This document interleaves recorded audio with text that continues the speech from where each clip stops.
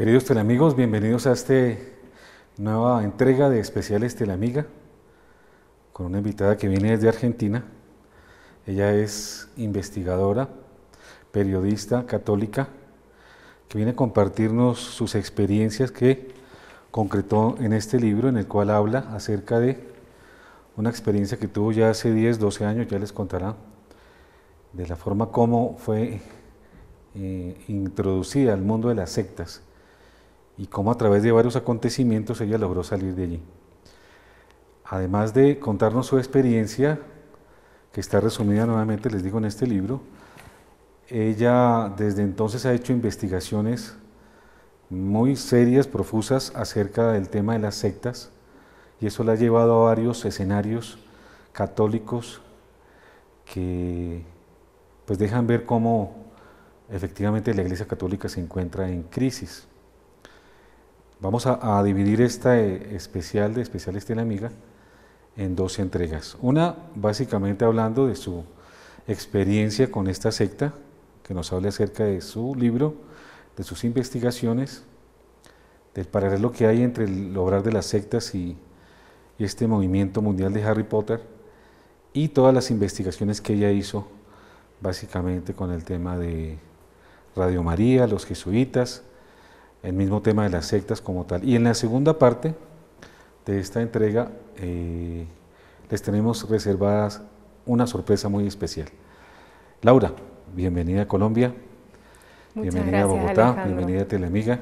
Un placer estar acá. Gracias por aceptar. Visitando este hermoso país. Gracias. Gracias por aceptar nuestra invitación. Muchas gracias. Y bien, entremos en materia. Hablemos un poco a nuestros telamigos acerca de tu investigación y de tu libro. Bueno, el libro está compuesto de dos partes. La primera es el relato de una experiencia vivencial que tuve yo con un grupo de manipulación, una secta llamada Novena Revelación, en donde, bueno, sufrimos todos una manipulación, los participantes, y un quebrantamiento físico, psíquico y espiritual, a través de técnicas que ellos conocen muy bien y de una dinámica que tienen muy bien estudiada, que usaron con nosotros durante estos 3 días y que fueron trabajando en nuestro inconsciente para dejarnos mensajes en donde una de las ideas fundamentales, que es por lo general con lo que trabajan todas las sectas que tienen un gran desprecio por la familia, la idea de instalar que es necesario para una verdadera liberación y para poder crecer como persona, lograr matar los mandamientos, creencias, mandatos que nuestros padres nos fueron inculcando a lo largo de nuestra vida, y porque ellos aseguran de que en realidad todo eso lo único que nos ha hecho es condicionar y que no nos ha dejado ser plenamente. Entonces no hemos podido ejercer en libertad nuestras decisiones o nuestra vida.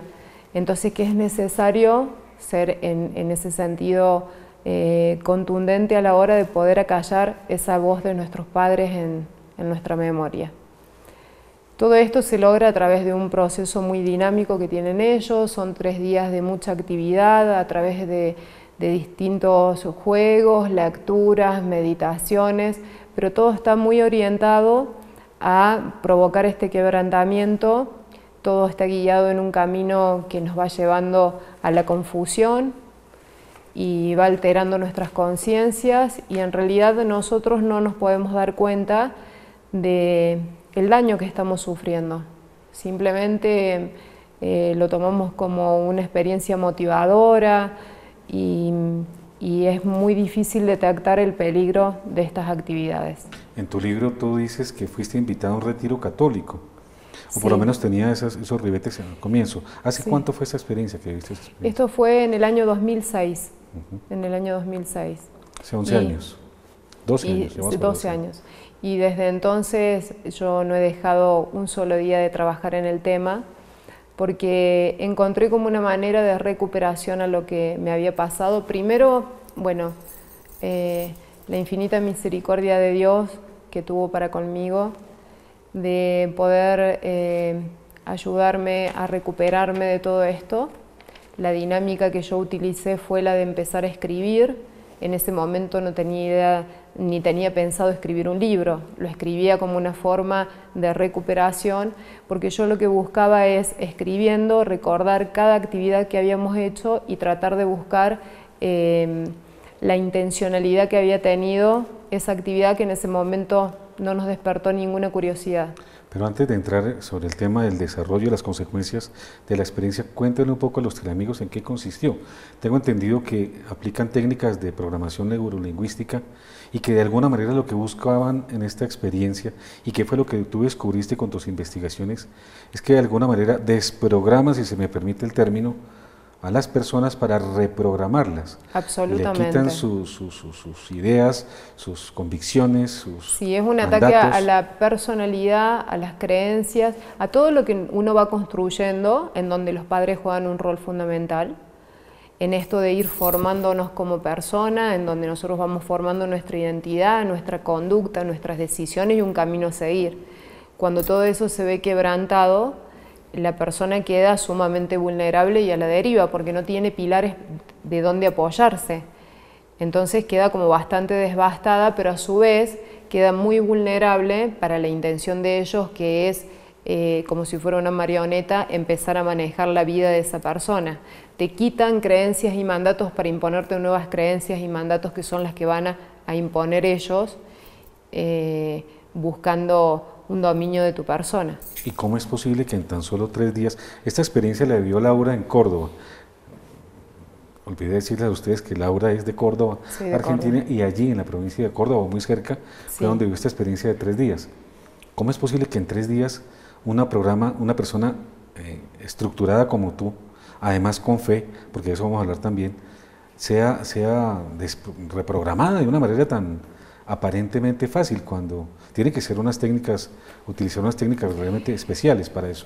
Bueno, yo siempre cuento algunas cosas que trato de que sean lo más precisas para explicar este mecanismo de confusión en el cual nos van llevando.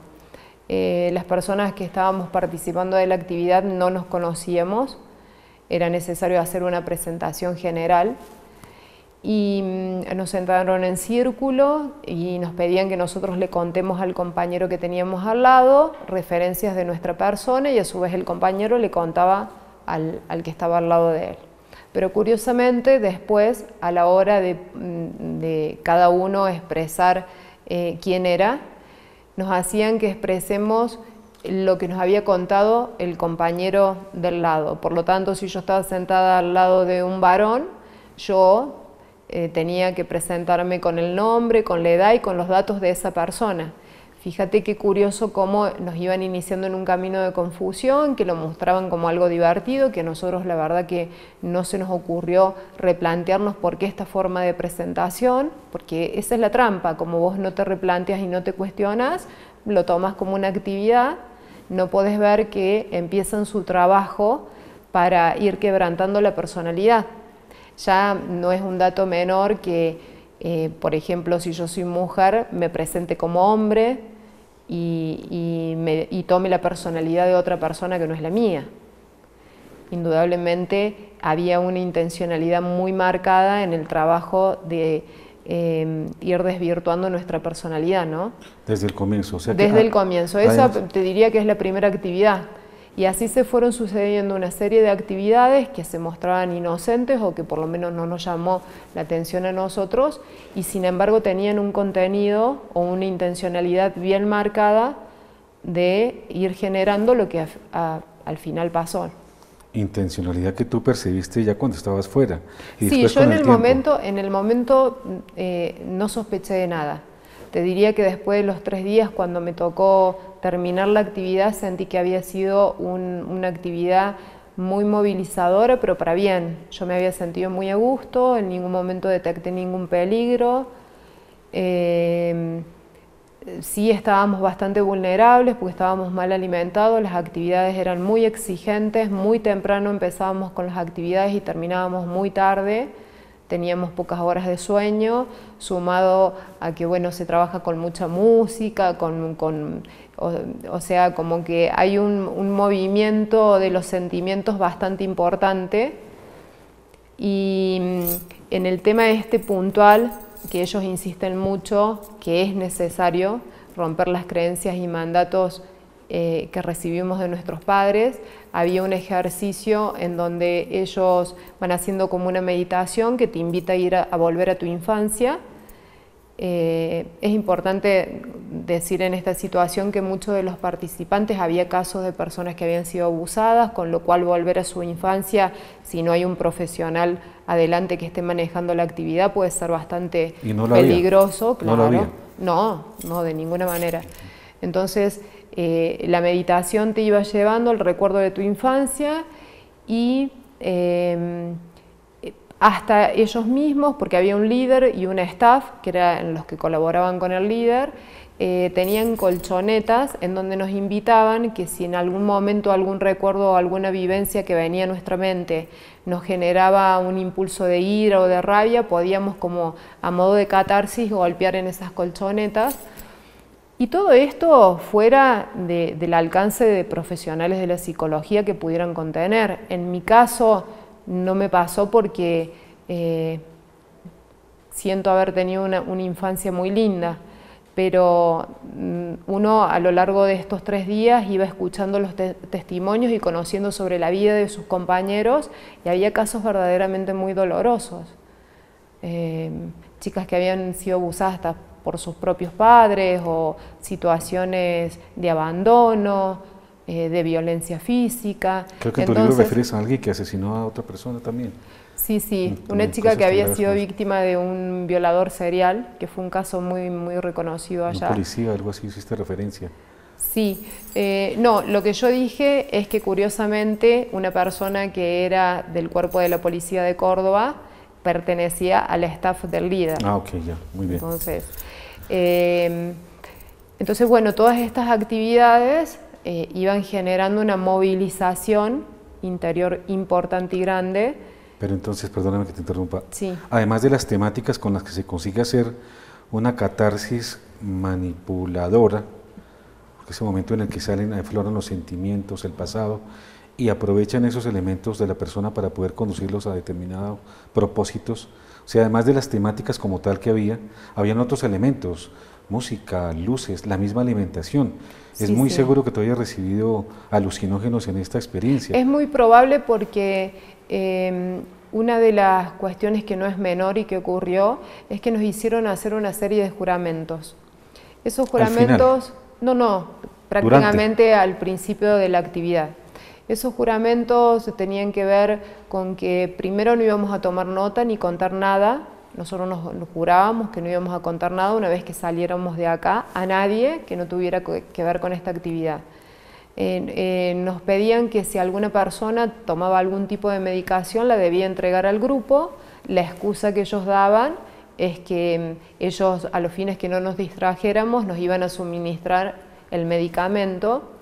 Pero con este tema de los alucinógenos, después fue muy evidente que ellos, sabiendo que nos iban a suministrar algún tipo de alucinógenos que genere una mayor excitación o movilización de euforia en la actividad, obviamente necesitaban conocer si alguno padecía alguna enfermedad, porque te van a suministrar algo sin que vos sepas. Entonces ya el entregarle los medicamentos les daba a ellos un conocimiento de ojo a quién le vamos a dar y evaluar la situación. Nos sacaron relojes, celulares, debíamos estar incomunicados los 3 días con nuestros seres queridos, no nos permitían ningún tipo de comunicación. Y algo muy curioso fue que nosotros debíamos jurar que nadie iba a ingresar, esto bajo juramento, a la cocina. En la cocina por alguna razón. Claro, en la cocina es donde estaban los alimentos y donde estaba la bebida que nosotros tomábamos. Laura, vamos a continuar después del siguiente corte. Bueno. Entonces ya volvemos, ya regresamos, queridos teleamigos.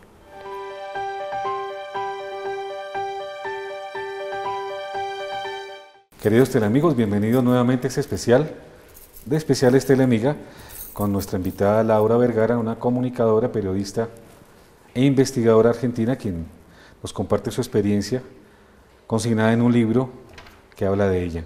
Hablábamos, Laura, de lo que significó para ti esta experiencia de 3 días, en la que de alguna manera, en 3 días, a través de unas técnicas de programación neurolingüística, caíste en las manos de una secta que no has dado el nombre, ahora por favor nos das el nombre. Básicamente lo que hicieron en la primera parte con las técnicas que manejaban era tumbarte todo tu sistema de creencias y mandatos, de alguna manera barrer con todos esos conceptos de fe y de normas y de cumplimiento y de mandatos para dejarte limpia, entre comillas, y poderte inocular la segunda, pues el propósito de la secta. ¿Qué sucede después de que tú vives la experiencia y casi ya al finalizar? ¿Qué pasa? Bueno, Fabián, mi compañero de vida, es quien me va a buscar al lugar. Ya era el tercer día, era de noche, la actividad había sido muy intensa, estábamos bastante vulnerables y él llegó antes del horario previsto a buscarme y empezó a haber un movimiento bastante extraño en el grupo que le llamó poderosamente la atención, hasta que tiene acceso a verme y bueno, y ve a todos mis compañeros, y indudablemente le llamó poderosamente la atención el estado como de excitación y de llantos en el que nos encontrábamos, como una euforia desde lo emocional.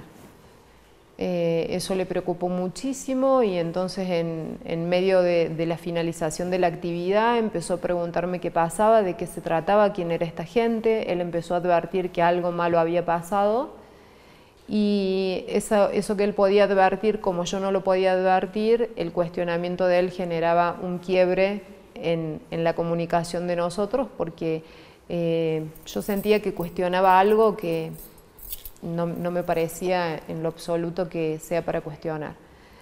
Bueno, nos retiramos del lugar y ahí empezó todo un proceso entre él y yo, en donde él quería saber sobre la actividad, pero ese juramento que habíamos hecho de no contar, de no compartir con nadie lo que habíamos vivido, pesaba muy fuerte en nuestra conciencia e impedía que nosotros quisiéramos contar esto, como que los respetábamos a ese juramento y evadíamos comentar lo que había pasado.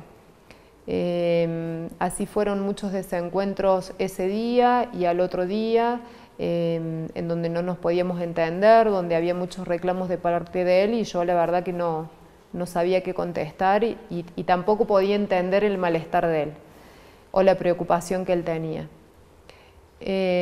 Para contextualizar un poco, hablemos un poco de Fabián. Sí. Es un hombre emocional, racional, es un hombre celoso, es un hombre... ¿Cómo era la relación de ustedes dos? ¿Cómo andaba tu fe en ese entonces, la fe de Fabián? Un poco de eso para que la gente entienda. Sí, en ese momento mi fe estaba sumamente fortalecida y puede parecer una incoherencia que alguien que está con una fe fortalecida pueda caer en esto. Sin embargo, después yo comprendí por qué había pasado todo esto y prácticamente fue como el despertar de una misión en mi vida que empezó hace 12 años a partir de haber dado una vuelta por el infierno y experimentar en mi mente y en mi corazón la tristeza de sentirse quebrantado y de recordar a mis compañeros que habían sufrido lo mismo que yo. Y hubo un hecho puntual que tuvo que ver con estos desencuentros que teníamos con Fabián. Él ya como muy cansado y desahuciado de ver de que no podía comunicarse conmigo, o por lo menos despertar la duda de esta actividad, yo me desperté y lo encontré a él arrodillado al lado de la cama, llorando muy amargamente. Y fue cosa común en él, supongo. No. Por el contrario. No, porque él es una persona de mucha fortaleza, que a mí me ha tocado ver que ha vivido cosas muy importantes, pruebas muy importantes en su vida y siempre ha estado bastante fortalecido, ¿no?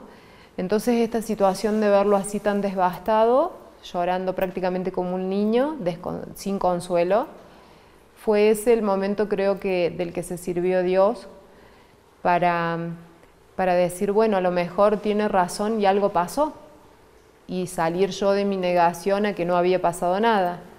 Y en ese momento creo que empezó un proceso milagroso en donde yo experimenté la misericordia de Dios, que como que me decía, bueno, esto es lo que tenías que saber, esto es lo que te quería mostrar, y yo sentí que si Dios me había mostrado eso, yo tenía un compromiso ante su misericordia con mi prójimo, y hasta comprendí por qué tenía mi título de haber estudiado esta carrera de periodismo, y me sentí llamada desde lo más profundo de mi corazón a iniciar una investigación Proceso del de tema. investigación. Sí. Déjame hacer un paréntesis aquí. Sí.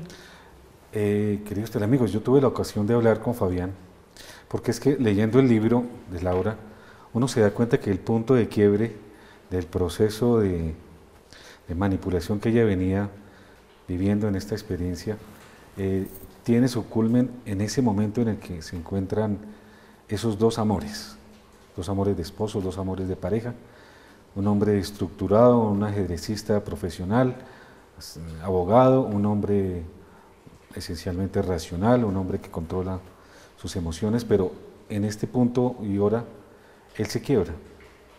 Y ese es el único signo que tal vez escucha Laura para entender que efectivamente algo malo estaba pasando. Cuando ella ve ese gesto de su esposo lleno de amor por ella, y a su vez ella llena de amor por él, es el gesto que Dios usa para decirte para porque esto que está pasando es en serio y algo viene. Me parece importante hacer énfasis en que Dios se valió de su esposo para decir para, porque esto tiene que parar. ¿Fue así? Sí, fue así. Bien. Fue así. Fue un momento decisivo.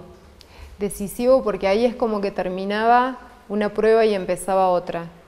Terminaba la prueba de un Dios que me había cuidado y protegido, porque aun cuando yo había tenido la vivencia que tienen las personas que sufren esto, lo había experimentado yo en mi propia mente, en mi cuerpo, Dios me liberaba de todo eso y me invitaba a trabajar, y me invitaba a comprometerme con la causa. Hasta ese momento yo vivía mi vida cotidiana, hermosa en mi casa, con mi familia, y todo esto era un mundo desconocido para mí. Sin embargo, se despertó en mí un deseo de agradecimiento tan grande a Dios y de conciencia de que era necesario tomar esta problemática en serio y trabajar en serio, porque había tomado conciencia de cuántas personas a raíz de estas experiencias pierden sus familias, abandonan sus hijos, dejan a su... Entonces se genera todo un ataque a la familia, que es una de las grandes finalidades que tienen estos grupos, un gran desprecio por la familia. Y así empecé todo este proceso nuevo, en donde empiezo mi investigación, y han sido 12 años de mucha perseverancia, de mucho trabajo. Investigativo sobre esos temas. ¿En qué momento aparece Harry Potter? Porque tu libro se titula así. Sí. Y muy importante, amigos, que especialmente los padres de hoy atiendan este mensaje que Laura quiere darnos el día de hoy, porque el tema de Harry Potter y el tema de las sectas y toda esta andanada de manipulaciones horrorosas, pues tiene fundamento en el mal. Laura lo descubrió desde su experiencia personal, pero aparece Harry Potter y sus mandatos y sus enseñanzas en tu vida, y encuentras tú la correlación. Háblanos sobre eso, por favor. Sí, a raíz de una amiga que me cuenta que su hija estaba leyendo esto, y me manifiesta que le llamaba la atención, ¿no?, cómo la obra la había seducido, cómo leía un libro y después quería leer otro y veía la película, y como que estaba muy metida en la historia. Entonces llegó ese libro a mis manos, y increíblemente cuando me pongo a leerlo... El libro de Harry Potter. El libro de Harry Potter. Uno de los tantos. Uno de los tantos. Yo específicamente trabajé con el primer libro. Con el primero. Y cuando empiezo a leer el libro, fue inevitable encontrar un paralelismo de lo que habíamos vivido nosotros con lo que promovía el libro. ¿Lo viste clarito? No fue un trabajo que me llevó un día, fue un largo proceso en donde me puse a trabajar y a buscar qué había en el libro que despertaba tanto interés en los niños. porque supuestamente era una historia de aventuras, de amigos que se emprenden en una aventura y que trabajan a favor de la amistad. Sin embargo, eso era una pantalla que escondía algo más profundo que se leía solamente entre líneas. Y ese conocimiento de lo que a mí me había pasado me daba la apertura para poder descubrirlo. Entonces me encuentro con un niño que había sido tocado por una maldición, que esa maldición le había generado una marca en su frente, una cuestión muy apocalíptica con un rayo, y el niño era premiado por violar las reglas. La mentira siempre era algo que se resaltaba como un valor. Dentro de la historia se dice que hay un sombrero que puede leer la mente de los niños, y ese sombrero, cuando lee la mente de Harry Potter, descubre que, como si fuera algo virtuoso, que él tenía el lema de que el fin justifica los medios. Entonces me encuentro con todo un personaje que representaba el mismísimo mal, o sea, todo un camino incorrecto, de perdición, y que los niños sin querer estaban tomando este modelo como prototipo para su vida, porque todo esto lo tomaban seguramente a nivel inconsciente. Estimo que cuando los chicos lo leían no se daban cuenta. Digo chicos, adolescentes y personas adultas porque en realidad no es una obra que solamente ha captado la atención de los niños. Personas adultas han incursionado también en esto. Después intenté profundizar un poco más y fui descubriendo que a nivel mundial escuelas satanistas agradecían la aparición de Harry Potter porque decía de que había traído más adeptos a sus escuelas, que cada vez más personas querían conocer sobre el ocultismo, sobre las prácticas satánicas. Entonces, indudablemente había sido un fenómeno que había trabajado arduamente en dirección de seducir al lector y darle a conocer este mundo que existe, que es real, que pertenece al mal, que es contrario a Dios y que solamente puede, como obran las sectas, desbastar y quebrantar a una persona, ¿no? Sectas, Harry Potter y programación neurolingüística. ¿Qué tienen que ver las tres? Es que una cosa va de la mano de la otra. La programación neurolingüística es el mecanismo que utilizan las sectas para lograr este efecto de trabajar a nivel inconsciente en la persona y modificar su conducta, su manera de pensar, su manera de percibir el mundo, porque lo que se altera es verdaderamente la forma de percibir el mundo. Y la programación neurolingüística, que es el estudio de la magia en cuanto al lenguaje, por eso dice neurolingüístico. El lenguaje también hoy está generando un fenómeno a nivel mundial en donde, usado con estas técnicas, se puede programar a una persona, o a través de la alteración de palabras y de nuevos vocablos que se utilizan, o de desvirtuar vocablos que uno tiene instalado en lo cotidiano, se logra esta confusión en la interpretación de lo que se dice, de lo que se recibe, de lo que uno escucha, ¿no? En los diferentes cursos de coaching o de ventas, incluso, cualquier ejecutivo que escuche una expresión de la hora de decir es que detrás de la programación neurolingüística hay magia, hay hechicería, dirá, pero a ver, ¿cómo es esto? Porque es que es presentado de una manera diferente. Son simplemente técnicas de crecimiento, de desarrollo personal, de liderazgo, de conducción de personas, pero tiene un trasfondo mucho más oscuro, que tú descubriste concretamente en la secta. Sí, es muy importante el tema que vos decís, porque hoy el liderazgo, a través de estas técnicas, está promoviendo todos estos disvalores que acabamos de mencionar. Esto de lograr una persona que se vale por sí mismo en ausencia de Dios y que esté dispuesto a ir con todo y por todo. Entonces, la programación neurolingüística sirve a esos intereses y esos son los nuevos líderes que se están formando hoy a nivel mundial. Tú me hacías referencia que en uno de los libros de programación neurolingüística, la introducción abiertamente, sin vergüenza alguna, habla del sustento esotérico, mágico. Sí, que ellos tiene se esta reconocen técnica. como psicoterapeutas dinámicos. Hasta ahí está bien, no suena nada Bueno, raro. entonces ellos dicen de que la gente recurre a ellos, a los que tienen este conocimiento de la magia, recurren a ellos por los efectos que ellos son capaces de producir en la gente. Como si fuese un hechizo a la mente en donde la gente se siente cómoda y bien. Pero entonces aquí se abre una realidad diferente, y es que además de lo que en la experiencia que tuviste, las temáticas, los elementos, música, hasta elementos alucinógenos, qué sé yo, ¿hay algún componente espiritual en donde la persona que vive la experiencia de alguna manera es susceptible de vivir una experiencia espiritual, no necesariamente con Dios, sino con las fuerzas contrarias a Dios? Bueno, las fuerzas del mal están trabajando sobre la mente de la persona. Atacar el discernimiento de la persona es lo que les da poder a ellos. Cuando tú pierdes el discernimiento, pierdes la voluntad y pierdes la libertad. Entonces cualquiera puede tomar posesión de tu mente. Entonces hay un ataque muy estratégico que tiene que ver con el pensamiento y con el discernimiento de las personas.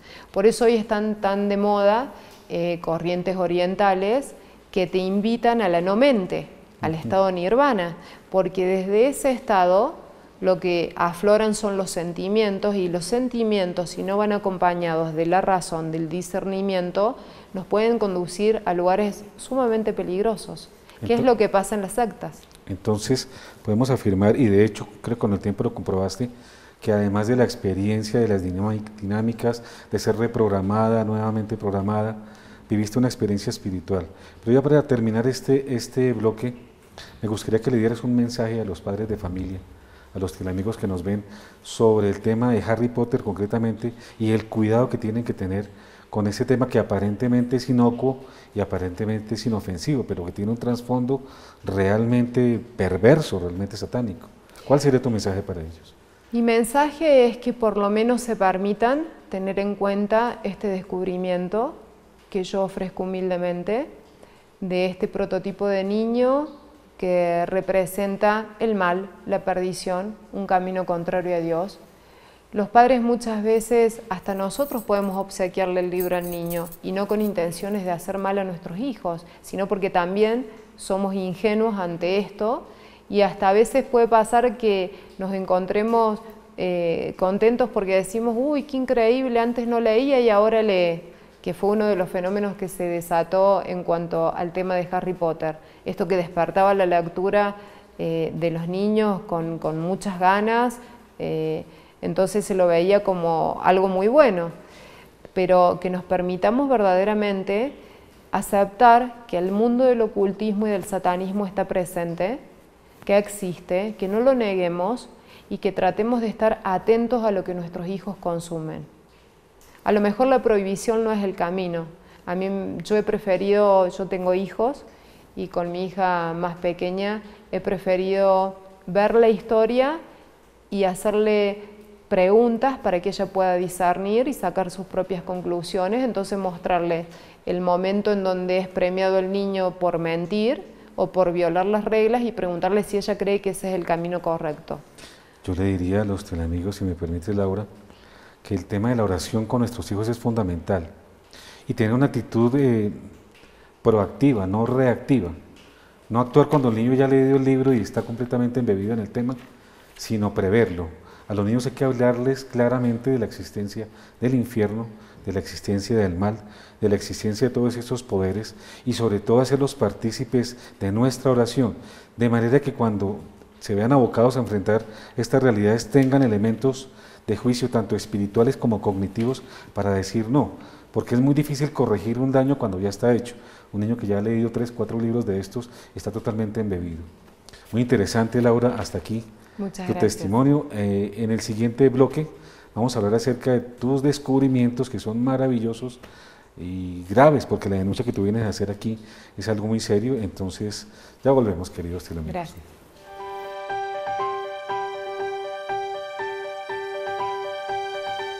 Bienvenidos, queridos teleamigos, a este tercer segmento con Laura Vergara, investigadora y comunicadora argentina, que nos sigue compartiendo su testimonio. Hablábamos que después empieza ya la investigación en firme, en serio, luego de lo del tema de Harry Potter, y hay como 3 temas fundamentales que tu investigación cobija. Háblanos un poco sobre esto, por favor.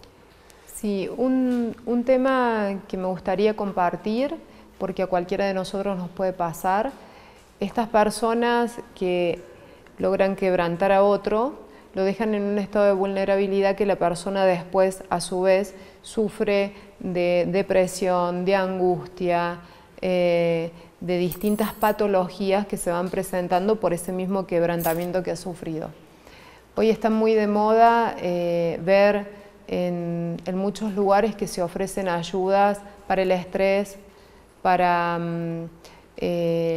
los estados de ánimo que no podemos controlar, para todo este tipo de enfermedades afectivas que suele tener la persona.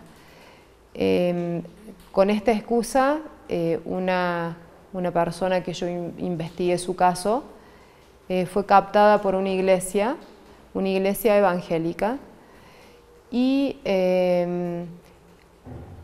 ofreciéndole ayuda a lo que ella estaba viviendo, a su angustia, a su estrés y todo lo demás, utilizaron un mecanismo muy perverso que tenía que ver, y que volvemos al tema de la programación neurolingüística, con inculcarle que en realidad los causales por los cuales ella padecía de todas esas situaciones tenían que ver con la manera en la que ella interpretaba la realidad. Entonces le decían de que era su deseo de justicia, ella había sido abusada y abandonada en su niñez, entonces que eran sus deseos de justicia ante eso que le había tocado vivir, lo que la llevaba a vivir de esa forma, que si ella lograba cambiar su pensamiento y darse cuenta de que en realidad nadie le tenía que hacer justicia. Hay 3 puntos que me parecen importantes de esta investigación, que a la larga es uno de lo que te motiva a ti a venir a denunciar toda esta serie de problemáticas que descubriste. Háblanos acerca de estas investigaciones. Tanto Radio María, si quieres empezar algo con el tema. Bueno, sí, con respecto a Radio María... A Radio María Argentina, ¿no? Sí, Radio María Argentina. ¿Tiene sede en dónde? Perdóname, Laura. ¿Cómo? ¿En dónde tiene sede, Laura? En Córdoba. En Córdoba, sí. Okay. Su director está en Córdoba. Yo advierto que están pasando cuestiones que verdaderamente son alarmantes y preocupantes, porque dentro de la radio se está difundiendo una corriente oriental que es contraria al catolicismo, que no va de la mano del catolicismo, en donde hasta se llegan a hacer cenáculos marianos para la oración, para convocar al rosario y a la oración, pero se enseña un método de rezar el rosario que tiene que ver con esto de primero aquietar la mente y aquietar los pensamientos, no poner, mente. Claro. El tema de no mente. Como de la no mente. Ajá. Entonces, las técnicas son que entremos en este proceso porque los pensamientos nos perturban, entonces tratar de dejar la mente en blanco. Para lograr esto te enseñan a repetir muchos mantras. Entonces vos empezás a repetir mantras tratando de aquietar tu mente, y te invitan después en un ejercicio a vivenciar una vez logrado aquietar la mente, a vivenciar el rosario desde los sentimientos. Esta es una técnica muy conocida, en donde también juega la programación.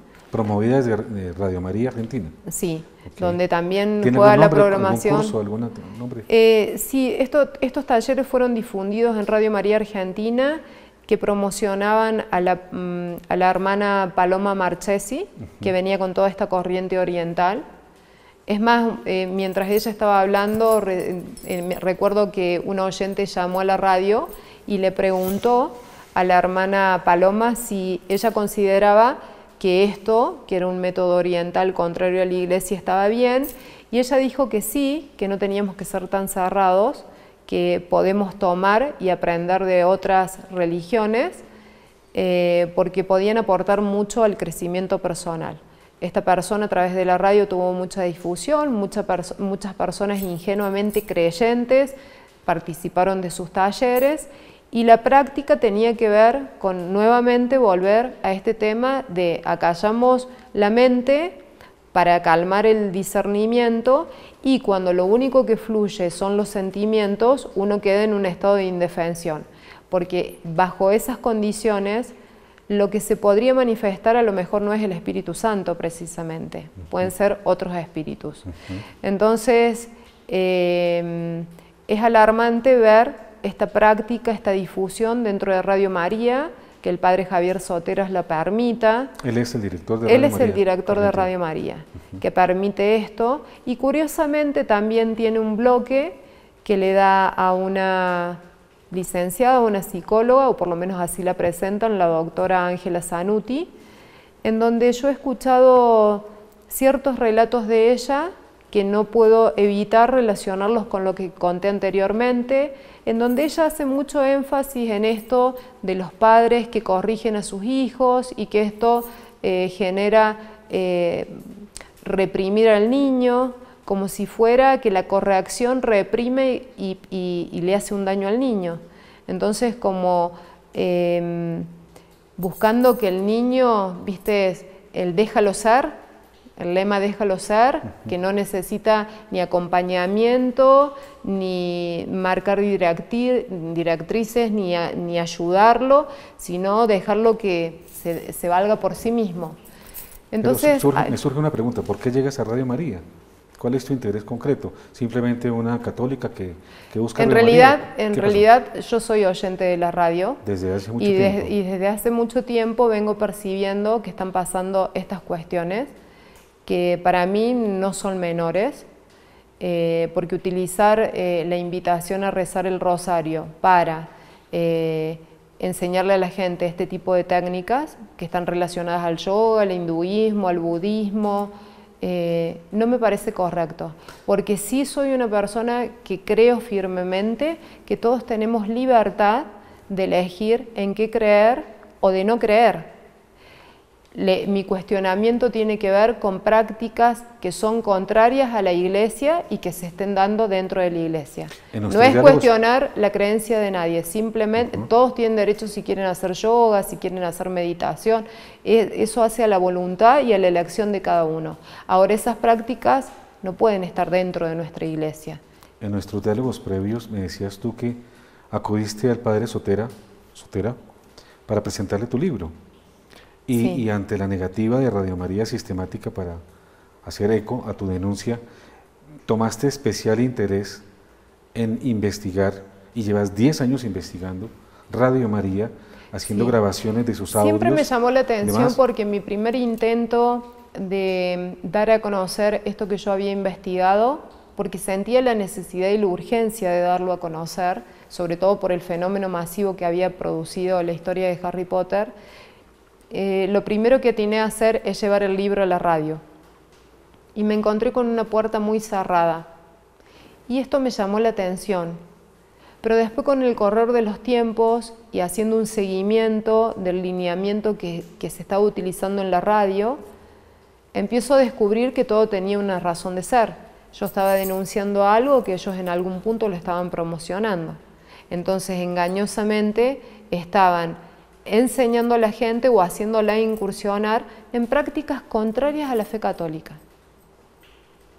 Contrarias a la fe católica, no se pueden difundir desde una Radio María católica este tipo de prácticas. O como dijo la hermana Paloma Marchesi, que debemos aceptar todos los caminos porque todos los caminos nos conducen a Dios. Un error gravísimo, gravísimo. El católico no puede creer que todos los caminos nos conducen a Dios, porque nosotros creemos en un Jesús que dijo: yo soy el camino, la verdad y la vida. Pero eso se viene enseñando desde el Vaticano ahora, con un compatriota tuyo incluso. De eso vamos a hablar después. Me parece importante en este momento decir que antes de este encuentro y de tu venida aquí a Colombia me mandaste material de tus grabaciones e investigaciones y me causó mucha curiosidad por la importancia del contenido, una grabación en donde el director de Radio María Argentina invita a la misión. Invita a la misión. Ustedes van a escuchar el audio a continuación de esta intervención y se van a dar cuenta cómo lo que este sacerdote, director de Radio María, hace, pues no tiene nada que ver con la doctrina católica. Háblanos brevemente sobre esto, sí, ya para ir al siguiente corte. Sí, desde la radio se está promocionando la idea de salir a evangelizar. Lo cual está bien. Lo cual estaría muy bien. Además, pero las pautas a seguir, según el director de la radio, es que vayamos a anunciar el amor de Dios, pero sin códigos moralistas, sin verdades reveladas, sin doctrina. Con lo cual, el amor de Dios lo puede anunciar cualquiera. No seríamos católicos si fuéramos sin estas cosas, porque es el amor de Dios con toda su doctrina, que es lo que verdaderamente va a provocar lo que tanto está haciendo falta en este mundo, que es la conversión. El Evangelio sin doctrina, solo con anuncio de amor, lo que pasa que detrás de esto también se está promoviendo, y también lo he escuchado en la radio, en esto que estamos tan cercanos a los hermanos evangélicos, nosotros parece que queremos promover la justificación, la salvación sin necesidad de conversión. Lo cual es gravísimo. Y este verdaderamente es el gran problema que tenemos. O sea que Radio María Argentina hoy por hoy está invitando a evangelizar sin el Evangelio. Sí, sin tenemos la grabación del padre Soteras diciendo y vamos a escucharla esto en este momento, y después de que ustedes la escuchan, volvemos. El nombre de Jesús. Ante el nombre de Jesús, dice la palabra, toda rodilla se dobla en el cielo y en la tierra. Vamos a acercar a Jesús. Vamos a hacer presente al Señor. Después el Señor se encarga de cómo ir transformando el corazón de la persona para que su vida sea más ordenada, para que su religiosidad sea realmente auténtica. Pero no vamos a imponer un código de comportamiento ni una serie de rituales para que si no entran por allí, no entran. No, vamos a abrirle la puerta en todo caso. Y la puerta que abrimos es la del encuentro con el Señor. Esto es lo importante, que cuando vos sales a misionar, a quien elegiste misionar según la hoja de ruta que te va mostrando el camino desde la oración, vayas con la conciencia de que vos no haces nada, sino sola y sencillamente anunciar a Jesús. El Señor hace el resto. Créeme, el Señor hace el resto. Otra actitud que dice Francisco de estar en el corazón del anuncio querigmático es que no imponga la verdad y apele a la libertad. Lo venimos diciendo estos días, no hacemos proselitismo religioso en la misión para que vaya más gente al templo de la parroquia. No, lo que hacemos es anunciar a Jesús, proclamar a Jesús y estar cerca de la gente. Estar cerca, como el Señor de hecho está cerca, solo que falta que alguien muestre que el Señor está cerca. Si nosotros vamos con la doctrina, con las verdades reveladas, con lo que tenemos que hacer, con el deber ser, y que además confronta con lo mal que está pasando el que tenemos delante de nosotros, y lo más fácil es que nos cierren la puerta. ¿A quién le entusiasma que le digan qué tiene que hacer? Salvo que la persona tenga mucha autoridad y diga qué tiene que hacer el que tiene delante suyo. Pero eso no lo tenemos los misioneros al principio. No tenemos nada en realidad, y ni al principio, ni a mitad, ni al final. Tenemos solo la confortadora y dulce presencia del Señor que nos conduce. Y eso es lo que compartimos. Y eso es sencillamente lo que compartimos. 4 actitudes entonces rescatamos, y lo hacemos con Francisco en el Querigma: que exprese el amor salvífico de Dios, que no imponga la verdad, que posea unas notas de alegría que hablen del anuncio gozoso del Evangelio y que no reduzca la predicación a unas pocas afirmaciones doctrinales. Ojalá el fuego del Espíritu Santo gane tu corazón y el mío, el nuestro, para que transformados en el Espíritu Santo nos animemos a dar nuevos pasos en salida, en misión.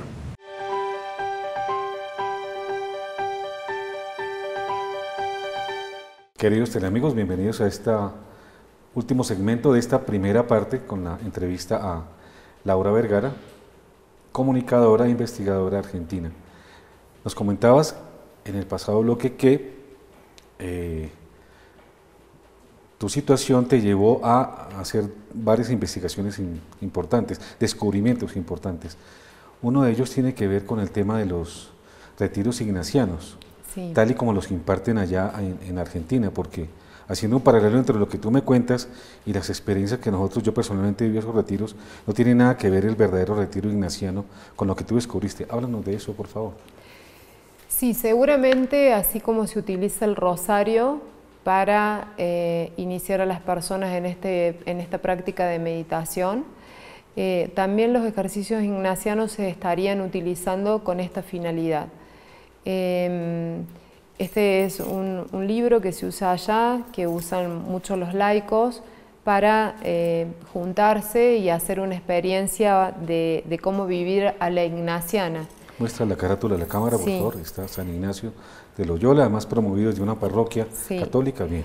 Okay. Y curiosamente, en varios puntos de este libro me encontré con la difusión de la meditación relacionada al hinduismo, al yoga, en donde, por ejemplo, cuando se hace alusión a la contemplación, dice, contemplar es lo contrario de aplicar de entrada la realidad, mis esquemas, mis prejuicios, es dejar que la realidad contemplada entre en primer lugar por mis sentidos.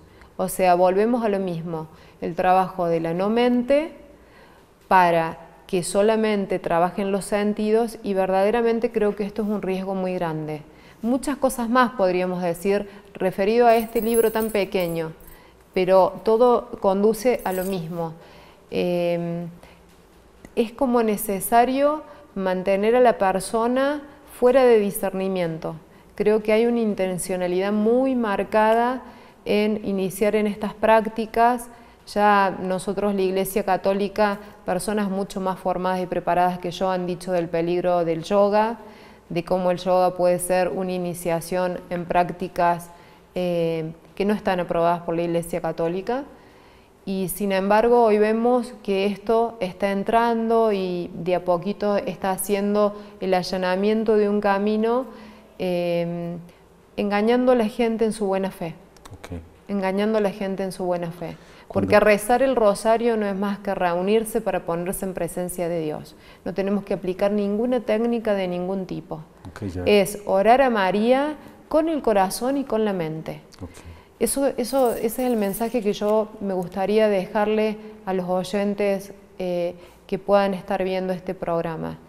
Siempre el encuentro con María es desde la oración, desde la mente y desde el corazón. No hay nada que aquietar, ni ninguna técnica que imponer, es solamente ponernos en presencia de ella y dedicarle ese tiempo de amor sincero a nuestra Madre, y que no tiene que estar acompañada de ninguna otra cuestión. Y qué maravilloso que es que se pueda convocar gente para tener ganas de orar a María y estar en presencia de ella, y para hacer las súplicas que tenemos cada uno que hacer a María, y confiar plenamente en María. Todo lo demás no tiene nada que ver con nuestra Iglesia.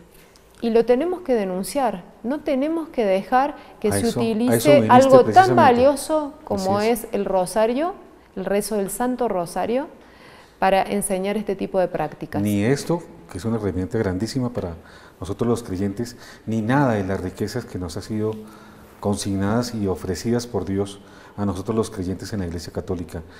Laura, muchas gracias por tu presencia en Colombia. Ustedes saben que viene una segunda parte muy especial, yo diría que es el mensaje más fuerte que tú vienes a transmitir a todos nuestros teleamigos en todo el mundo, y es el paralelo que ella encuentra entre las sectas, la programación neurolingüística y la manera como el obispo Jorge Mario Bergoglio, el Papa Francisco, viene llevando la Iglesia Católica. Después de 12 años de estudio en donde ella conoce a profundidad los hitos y la manera como las sectas vienen capturando adeptos y haciendo víctimas, ella descubre un paralelo muy similar, y de eso puntualmente vamos a hablar en la segunda entrega de Especiales de la Amiga. Laura nos va a compartir sus descubrimientos, así que los esperamos en esa segunda entrega. Gracias, queridos teleamigos.